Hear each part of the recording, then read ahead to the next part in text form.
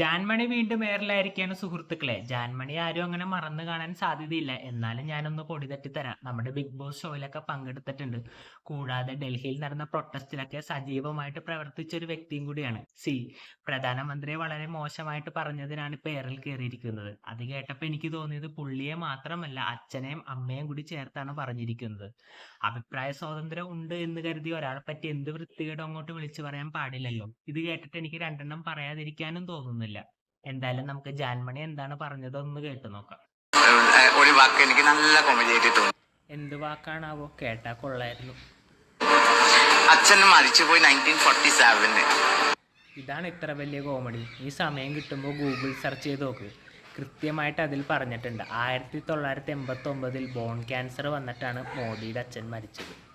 നരേന്ദ്രമോദിയുടെ date of birth 1950. First അവന്റെ അത് പറഞ്ഞത് കറക്റ്റാണ്, 1950. എല്ലാം വൃത്തിയായിട്ട് സെർച്ച് ചെയ്തിട്ട് വേണം സോഷ്യൽ മീഡിയയിൽ ഇങ്ങനെ വിളമ്പാൻ. അല്ലാതെ വായി തോന്നുന്നത് ഇങ്ങനെ വിളിച്ചു കൂവരുത്. സ്വന്തം അച്ഛന് കണ്ടുപിടിക്കട്ടെ. കോമഡി അല്ലേ? 3 വർഷം എന്നാ പോയി നീ ഒരു DNA ടെസ്റ്റ് നടത്തി കൊടുക്കും. പ്രഗ്നന്റ് ഉണ്ടാവില്ലല്ലോ. കറക്റ്റ് അല്ലേ? ഡേ എങ്ങോട്ടാണ് കാട് കയറി പോകുന്നത്? ഒന്നില്ലേ നീ ഒരു അച്ഛനോ അമ്മയുടെ മകളല്ലേ? അല്പം അതിൻ്റെ ഒരു വിവേകം കാണിക്കും. പറഞ്ഞ് നിങ്ങൾ ശ്രദ്ധിക്കൂ. 3 വർഷം മുന്നേ അച്ഛൻ വലിച്ചു പോയിട്ട് 3 വർഷം കഴിഞ്ഞിട്ട് എന്റെ ജനിച്ചു പറഞ്ഞില്ലേ. പിന്നെ അമ്മക്ക് കാലം സിനിമാ കഥയാണോ വിളിച്ചു പോകുന്നത്? ഞങ്ങൾക്ക് ഇത് കേട്ടിട്ട് ഒരു കോമഡിയും തോന്നുന്നില്ല, അതുകൊണ്ട് ചോദിച്ചതാ. വെള്ളം കുടിക്കണം. ഈ നാടകം കാണിക്കാൻ എന്റെ ആവശ്യം. ആൾക്ക് വിവരമില്ല.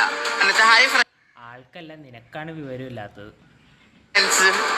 ആരാക്കലവന്റെ ഫ്രണ്ട് രാത്രി വന്നിട്ട് ഹായ് ഫ്രണ്ട്സ്. നിനക്ക് വേണമെങ്കിൽ നരേന്ദ്രമോദിയുടെ സ്റ്റേറ്റ്മെന്റിനെതിരെ അഭിപ്രായം പറയാം. പക്ഷെ ഒരിക്കലും ഒരാളെ വ്യക്തിഹത്യ നടത്തരുത്. അത് വളരെ മോശമായിട്ടുള്ള കാര്യമാണ്. ഡൽഹിയിൽ നടന്ന പ്രൊട്ടസ്റ്റിൽ നീ പ്രതിഷേധിച്ചപ്പോൾ നിന്നോട് ഇച്ചിരി റെസ്പെക്റ്റ് തോന്നിയതാണ്. അതെന്തായാലും പോയി കിട്ടി. പിന്നെ ഇവിടെ തമ്പാക്കു ഇങ്ങനെ അടിക്കുന്ന തമ്പാക്കു ഉണ്ടല്ലേ, ഇങ്ങനെ കയറുന്നത്. ആ തമ്പാക്കു അടിച്ചിട്ട് ഹായ് ഫ്രണ്ട്. നല്ല എക്സ്പീരിയൻസ് ആണല്ലോ, വെച്ച് നോക്കിയിട്ടുണ്ടോ?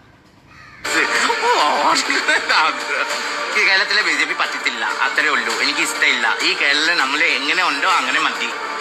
കേട്ടില്ലേ? ഇതാണ് ആ പ്രതികരണം. ഇത് കേട്ടിട്ട് പൊടിക്ക് ഓവറായിട്ട് തോന്നിയില്ലേ? പൊടിക്കെന്ന് പറയാൻ പറ്റില്ല, വളരെയധികം ഓവറായിട്ട് തോന്നിയില്ലേ? ഇവിടെ നരേന്ദ്രമോദിയെ മാത്രമല്ല മോശമായിട്ട് പരാമർശിച്ചത്, പിതാവിനെയും മാതാവിനെയും ചേർത്താണ് ഇത്ര വൃത്തികെട്ട രീതിയിൽ അഭിസംബോധന ചെയ്തത്.